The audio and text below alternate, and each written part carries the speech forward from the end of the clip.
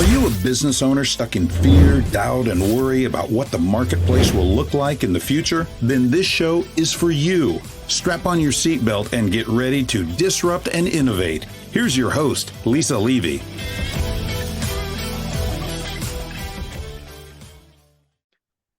Welcome to another enlightening episode of the Disrupt and Innovate podcast. Today, I have the privilege of hosting Thomas R. Fox, known to many as the Compliance Evangelist.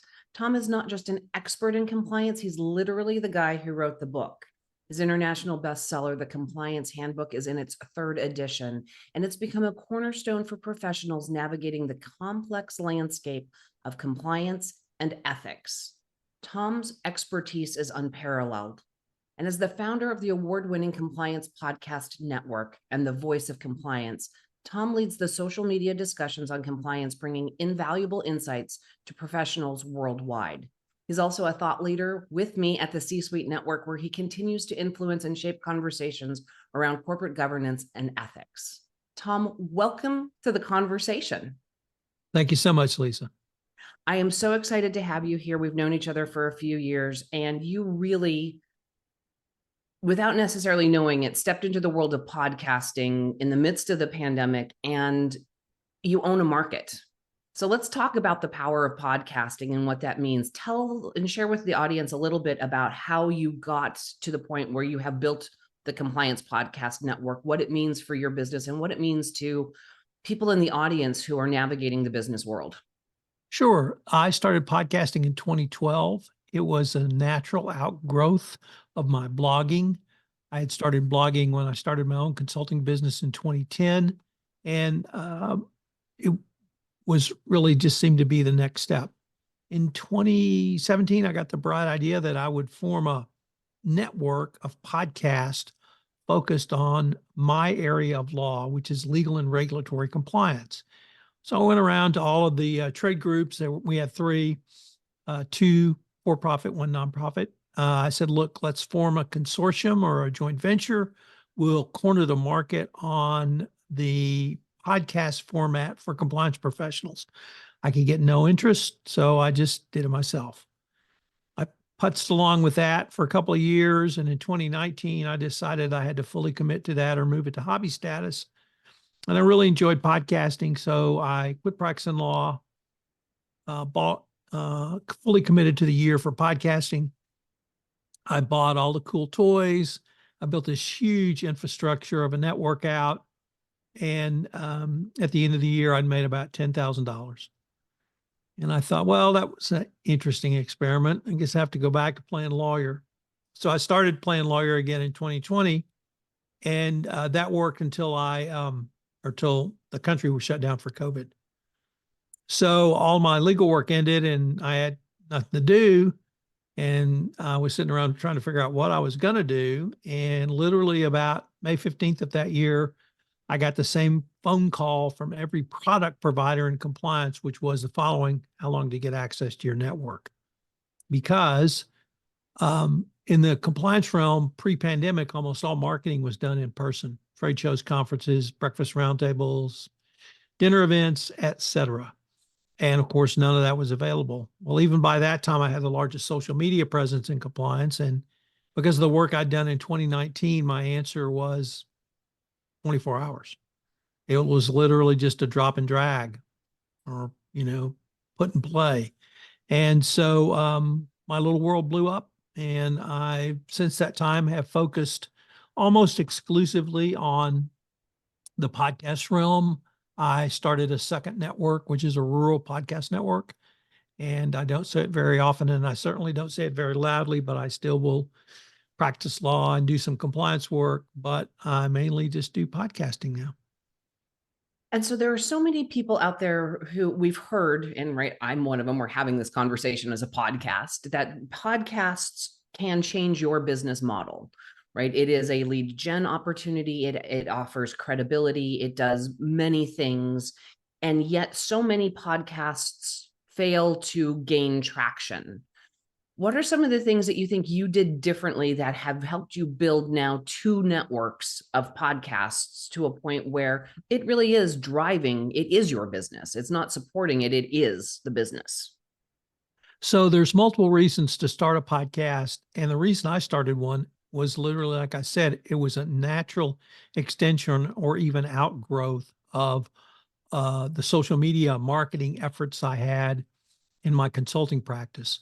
So blogging, LinkedIn, Twitter, Facebook, all of those things were huge for me, and literally building a worldwide practice out of my house before we called it work from home. And so I just saw podcasting as another tool. I think many people think it's this disruptive, new, different thing that they can't do when it's just a tool. It is one more marketing tool.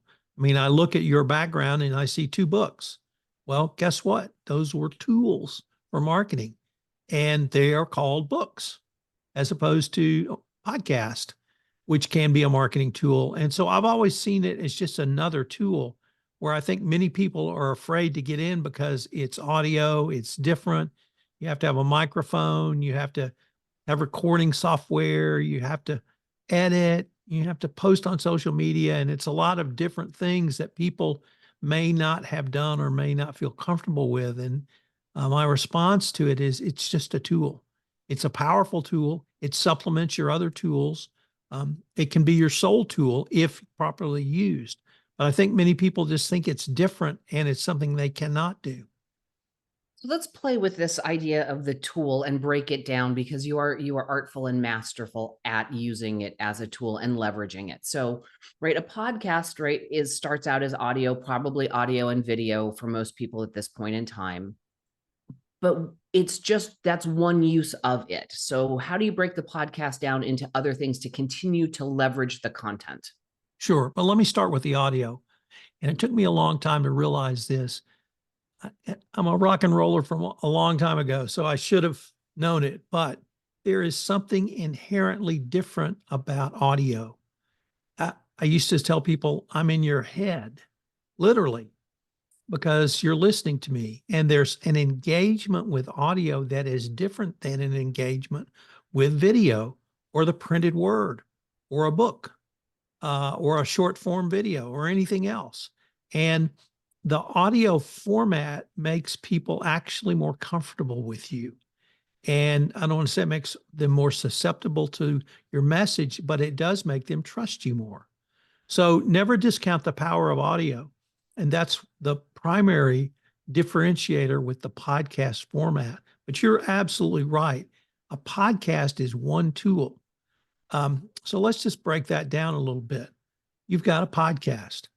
Well, you should have show notes with that podcast. You should use the podcast as a basis for a blog post. You should use clips of that podcast. Hopefully you've recorded like we are in video to make videograms of 60 seconds or less for Twitter or 2 minutes or less for LinkedIn. All of that can be repurposed and used in a variety of platforms far beyond iTunes, Spotify, Megaphone, whatever platform you're on. And I create 5 pieces of social media marketing content for every podcast. So just multiply it out by the number of podcasts and you see I have a huge amount of social media marketing content. A second way to look at it is real estate. What you create with a show notes, that's real estate. And you can put any message you want. You can have a hyperlink to someone else's show. You can have a backlink to one of your shows. You can have a giveaway or a call to action in the show notes, which allows you to engage your listener with additional content, white paper, or anything else. And so you can use the show notes as real estate for further marketing efforts. And then the last or the next thing I'd say is a newsletter. I have 5 to 6 podcasts a day. So I send out a newsletter at noon every day, which just lists those podcasts. And that's real estate. So I have a top ad on top of the newsletter. I have a bottom ad at the bottom of the newsletter. I have ads in between the podcasts, but I have every podcast listed. So I'm able to engage with my audience in a multiple of formats and a multiple of medias. The videograms that I create now are incredibly powerful, but also people enjoy watching them. And with AI, I have a AI podcast voice. I have a video now, can supplement the interview video format. So there's a wide variety of things that you can create with each podcast. And the key is social media marketing content, but it's unfortunately like the gym. It's great to have a gym membership, but you got to go. And so it's great to have video marketing content, but you have to use it. So I'm posting 5 times a day for each podcast. So I'm continually in the social media marketing space as well. All right, audience, did we catch all of that? So there are 3 key points that Tom highlighted for us, right? The power of this is, right, it is the foundation for all of the social media, right? Because we have our audio, which Tom, and I love the way that you described that as being inside your audience's head and really highlighting the power of audio, because it does connect to the audience on an emotional and very personal level in a way that even if they're multitasking, right? So if they're simply watching video, we can lose track of what's happening, but the words in our ear, in our head, make that connection. And he shared with us also, right, the real estate and the ability to market in the written word and how we post with show notes and our newsletters that follow behind that.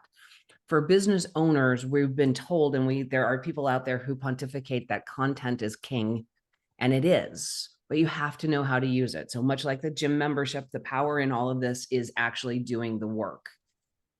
There are people out there, Tom, who run their businesses, who have grown and they may have a really great foundation and feel that they don't have anything to share. How do you start thinking about when you're going to, if you are a business owner and you want to start the podcast, how do you help them find their voice? Well, having something to share and finding your voice are different.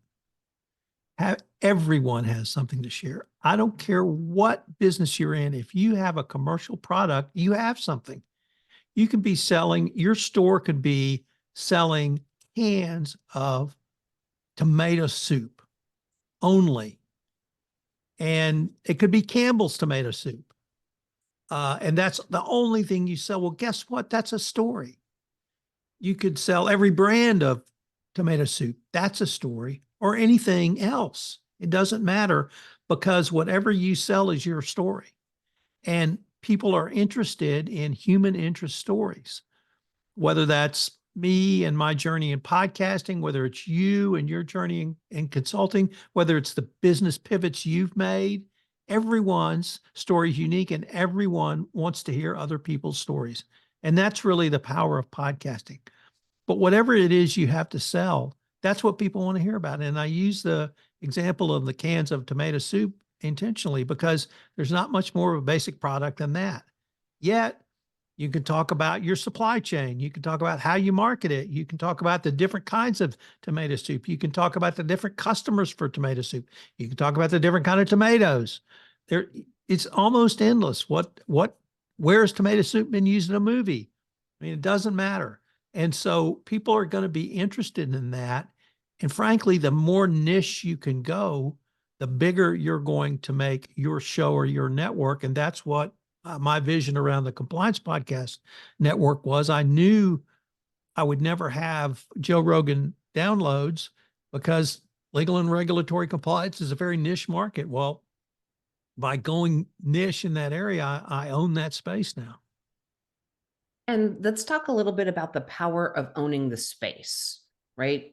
From a download perspective, it's not necessarily about, it really isn't about how many, it's about the right ones.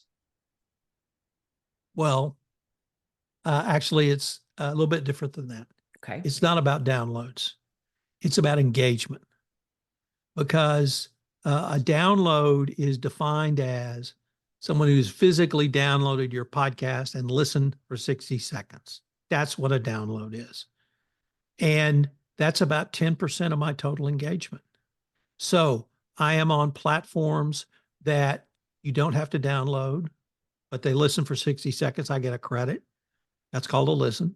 But I'm engaged in social media, and that means YouTube, that means LinkedIn, that means Instagram. I'm not on TikTok because I'm not cool enough, and Twitter and Facebook. Well, in my network last year, I had about 500,000 downloads. I had 7.2 million hits of engagement. And so if you can get people listening to you, even if it's a 60-second videogram, that counts as engagement. And that's what you want. Everyone knows about my network, even though they may have listened to one or two downloads a week. And the way downloads are counted now, Apple changed that, and everybody's downloads went down by about 40% because you now have to listen to two show episodes from a show every 2 weeks or you don't get counted. Well, a lot of people don't listen every week. And if you don't publish every week, that means you're putting out every 2 weeks. So it's a huge decrease in numbers, but the engagement is still there. So it's how many touch points. Years ago, I had a marketing guy say, it's touch points, touch points, touch points. Well, that's what engagement is. So if you can get people to listen to a clip, they comment on the clip, to repost that clip, to even think about that clip, then you've got engagement. And that's what I try to communicate to people is that it's about engagement. You can have 30 downloads, but if 500 people are clicking through on LinkedIn or Twitter, you've got engagement and you've got real engagement. And that's what business owners want and need. And to tie that back to the points you made earlier, right? This is about breadth and depth. It's touch points that are audio, that are video, that are written word. It's not just about the podcast release itself, but it's how you've repurposed all of those 5 unique pieces that you're making for every podcast that drives that engagement. And you said something about 7.2 million engagements in 2023. That is a fabulous number. That is huge because engagement is hard to continuously get. So you have built an actual network of people, of an audience that is interested and taking the time to listen and watch to videos. And those numbers are all auditable. You can find them. It took me a long time to figure out how to dig them out, but LinkedIn, Facebook, Twitter, YouTube all have those engagement numbers. Now it's top of the funnel. It is not a converted sale. You still have to sell. But I don't know any business person that would not take 7.2 million top of the funnel inputs and then start pushing it down. And that's the kind of power you can have if you go niche. But you started with a question that I don't think we really got to yet, Lisa. Well, let's come back to it. Yeah. What are the reasons to start a podcast? Well, I think engagement with your audience is certainly one. Thought leadership, demonstrating of thought leadership is another. Marketing your product, and please do not be afraid to talk about your product on a podcast. It's absolutely appropriate.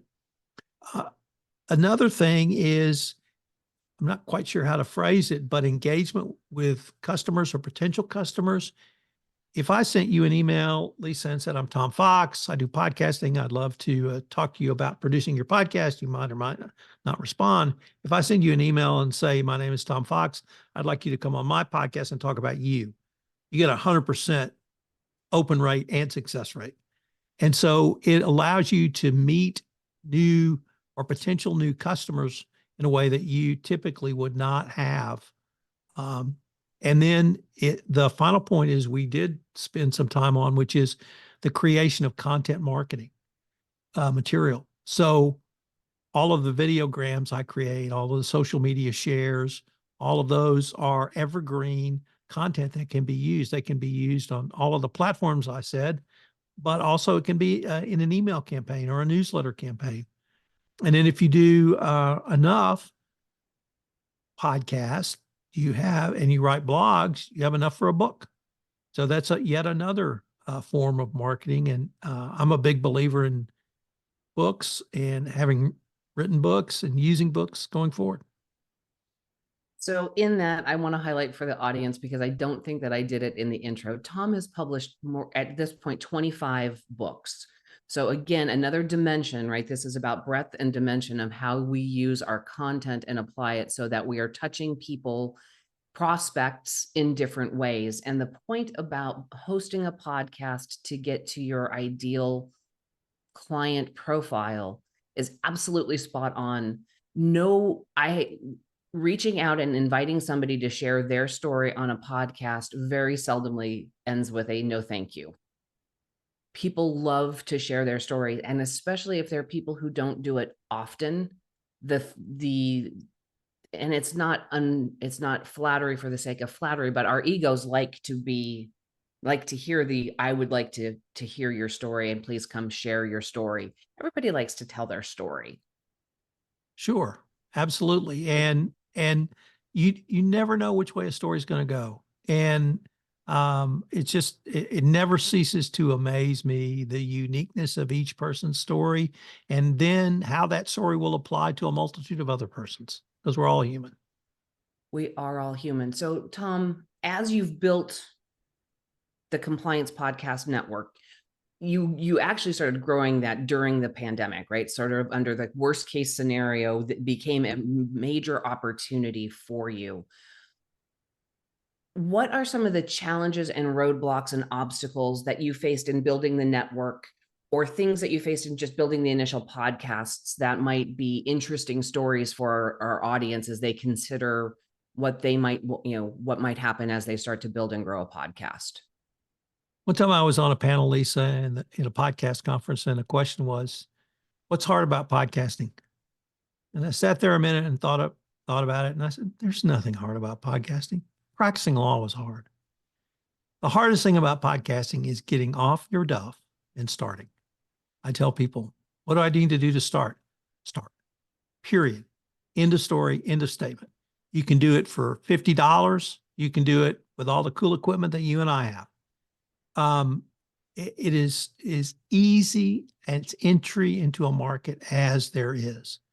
The tools that are available now with AI will write the first draft of your show notes. They'll write the first draft of your blog. Will give you all the social media shares. There are tools that will create your video clips. So all of the tools are available. It's just getting started.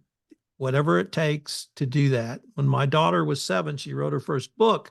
And at that point, I hadn't written any books. And I said, honey, how did you do that? She said, Dad, it's easy. You just sit down and write it. So At 7 years old, right? At 7 years old, she wrote her first book. So it's just start. I would say the most important things from my perspective, Lisa, are the following. Number one, cadence, meaning your promise to your audience of when you'll release a podcast. Typically you can there's daily, weekly, bi-weekly, monthly, quarterly. It's a little bit harder if you have a quarterly, unless it's a unique subject matter. So I tell people to start twice a month, and that's an hours a month commitment, basically. And everybody should have an hour per month. But it's that promise to your audience that every other Wednesday, I'm going to release this podcast. And if you violate that promise, that's when people will not return to listen to your podcast, number one. So cadence is absolutely critical. You can go from 2 to 4, but it's very difficult to go from 4 to 2 because people will think you're not serious. So you promise of deliver. Your brand is a promise delivered. Number one. Number two is I have 2 criteria, and 2 criteria only for a successful podcast. Number one, how much did I learn? Number two, how much fun did I have? Now, part of that is because I'm an incredibly selfish person, so it's always about me. And, just own it, okay? But number two, and both of those points have a reason, Lisa. I talk to the smartest people in compliance, and I've written actually 30 books now on compliance. I've written the ultimate handbook on compliance. Well, if I learn something, and inevitably I do, because they're not me, the guest, my audience is going to learn something. So that's important. Even if I talk to a 30-day newbie, I get to hear their perspective. So that's new and different. But number two is equally important. How much fun did I have? Because they say people come for the guest, but they stay for the host. And if I'm having fun and if I'm engaged like I am with you, that comes across to the listener. And they're saying, you know, Tom's having fun. Well, I'm enjoying it too. Part of it's the guest, but part of it is this guest has got Tom awful engaged. Let's just have some fun together. And so that's it for me. It's not a number. It's not a level of engagement or anything. It is those two. How much did I learn and how much fun did I have? And if I hit 11 on both, it's a W for me. That's fabulous. And it's one of those things when I talk with people about podcasting, right? This is just a conversation. This is not there's no magic beyond being able to be curious and see and hear things from another person's perspective.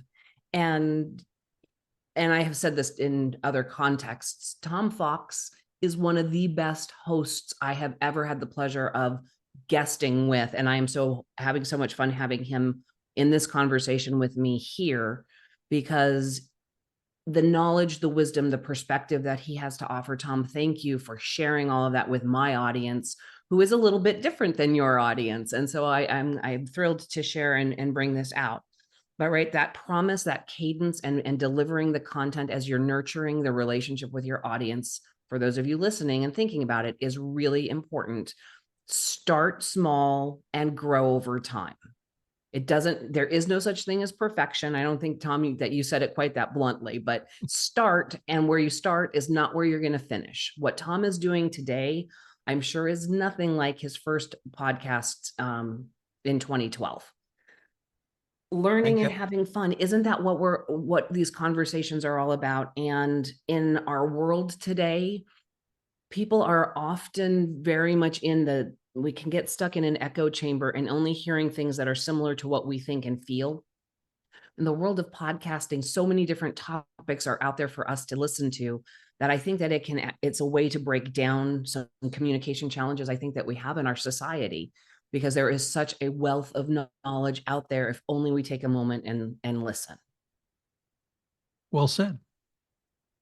With that, Tom, thank you so much for being here and sharing a perspective with my audience that is from a different, you're helping them understand how to grow their business in a new and different way, to take, as you were saying, maybe 2 hours a month to start building something that can become top of funnel, that can be an absolute game changer for their business. To my audience, you know the rules. Don't get left behind. Join me next time. That's it for today's episode of Disrupt and Innovate. Head over to iTunes and subscribe to the show. Every single week, one lucky listener that posts a review on iTunes will win the grand prize drawing, a $15,000 private VIP day with Lisa Levy. And be sure to head over to disruptandinnovate.com and get your free copy of Lisa's gift. And join us on our next episode.